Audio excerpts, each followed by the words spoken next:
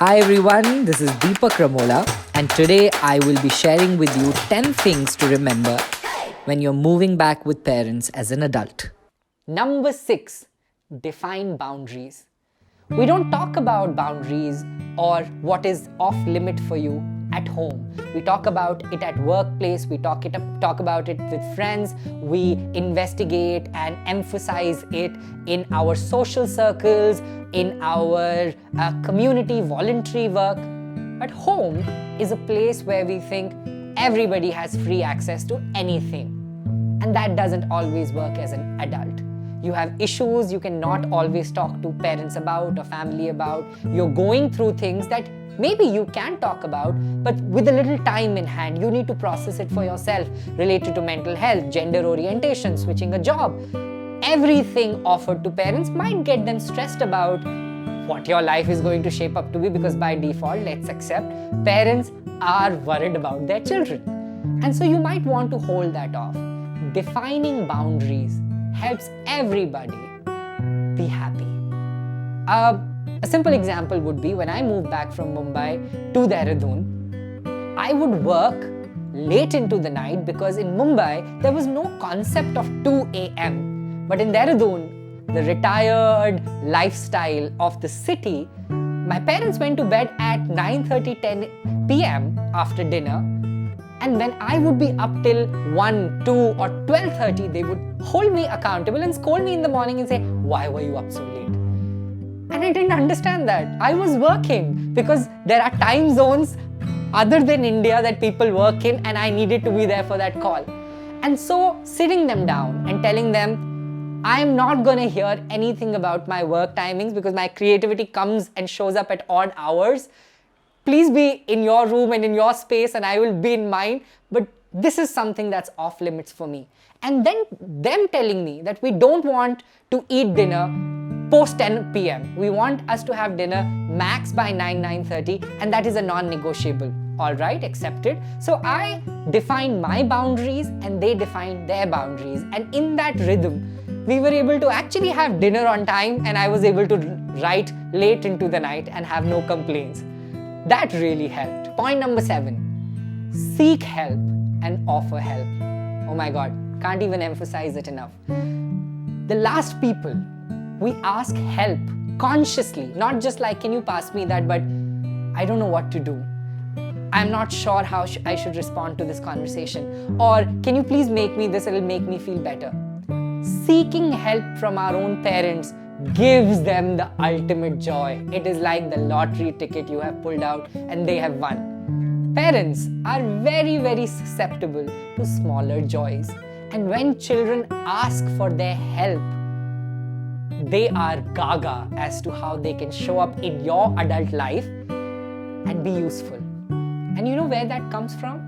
That comes from the need to be seen and to be relevant in your life, which is crowded with friends, with social media, with internet, with job, because it gives them their moment of doing their best now for you. And when you seek the help of your parents, you make them feel relevant.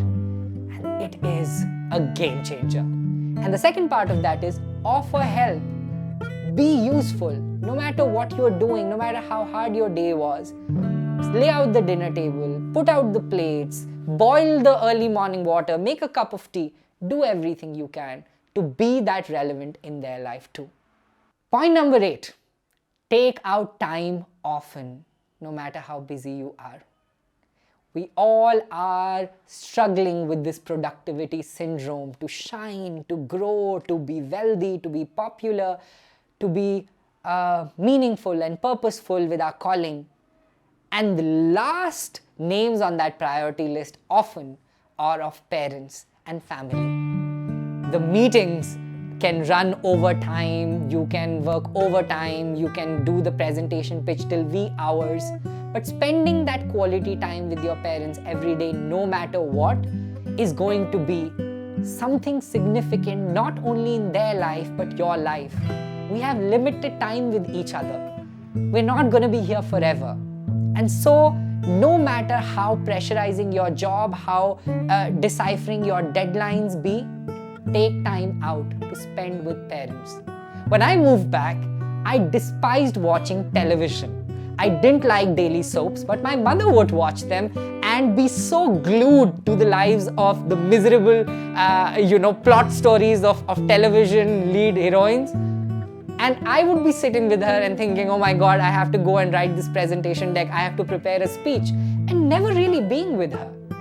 When I started to sit down and watch the show she was watching and ask what happens in the show, she would tell me the pre-cap and the recap and everything that was going to happen in the show. And we had a conversation. And she would tell me how ridiculous this character is and how she feels she knows a friend who looks like this person, who acts like this person. And in those conversations, I could understand my mother better. Although I have to admit, I watched a shitloads of daily soaps and serials, and looking back, it wasn't a waste. It was an investment into my own family, into my own parents, and the lives they care about. And it's not a loss at all. It is only a gain. Point number 9. Your freedom is not lost. It's only updated.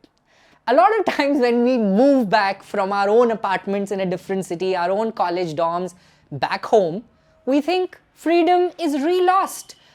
We have to be accountable and responsible for everything. Where are we going? What are we going to eat?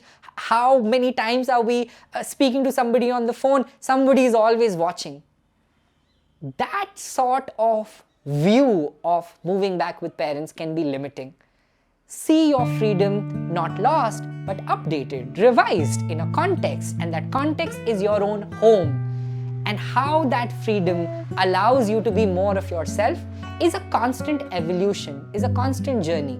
Because your parents are going to implore and try to lay their concern on you when they see you, perturbed, or they see you very quiet on a dinner table or not having a good day. They are going to ask you that question, and a lot of times you'll not even have energy to answer their questions.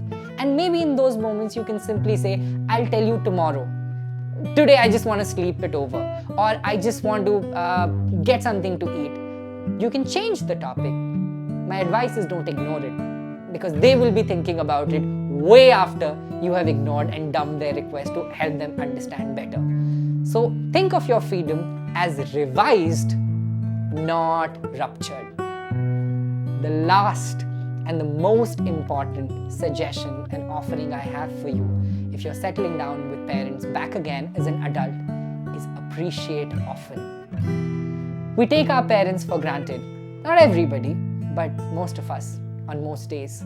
The clothes that have been ironed, the food that has been prepared, the house that is clean and has an energy that makes you want to just lie down and crash in your bed, has all been paid for. It's an effort that has been invested monetarily or non-monetarily by people who live in that surrounding with you. And like most people in your life, outside your family, they too deserve to be credited for it. I'm not saying bring out your pom-poms and cheerlead every time your mom makes aloo parathas, or do a shimmy every time your dad files for your taxes, or hug every often. Very difficult in lower middle class families to show the love to parents by hugging or saying I love you. But there are other ways. Asking your mom what's her favorite new song, and playing that on a Sunday morning as she makes breakfast for you, or as you make a breakfast for her. Every once in a while, washing the utensils. I do that too, still on days. Even when I've had a long and boring and tiring day, I offer to my mother, can I please help you in the kitchen? Can I wrap things up? Or can I make something over the weekend, or an evening tea or a snack? There are small ways of showing appreciation, and everybody is looking for them. In only applauding and cheering our closest one in the simplest of ways can we feel seen, heard, and noticed. And trust me, that love will come back to you tenfolds. I asked my mother the other night, we were watching TV, and I said, can I press your legs? And she said, no, they're not hurting. And I said, I just want to press your legs. And she's like, you're so dramatic. That's what children do in films. And I said, yes, I want to be filmy.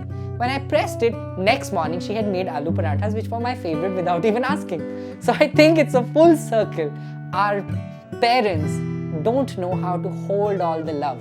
All they can do is take it, grow it, blow it, nurture it, and pass it on back to you. I just want to say, it's okay. We all are figuring our way through people, even if those people are our parents. Having some room, some space for ourselves and them will allow us to live a meaningful life together and create newer memories. If you enjoyed watching this video, remember to subscribe, send this video to somebody who really is struggling with parents or deciding to move back, and thank you for watching.